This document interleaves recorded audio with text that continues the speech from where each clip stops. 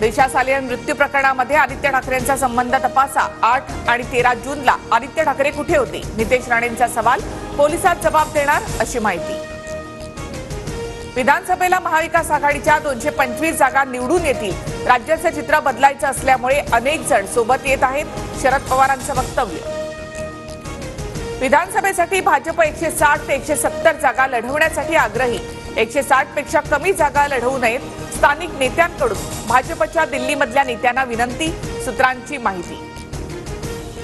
भाजपला 120 ते 130 जागांवर समाधान मानावं लागेल। उरलेल्या जागा शिंदे आणि अजितदादा गटाला द्याव्या लागतील।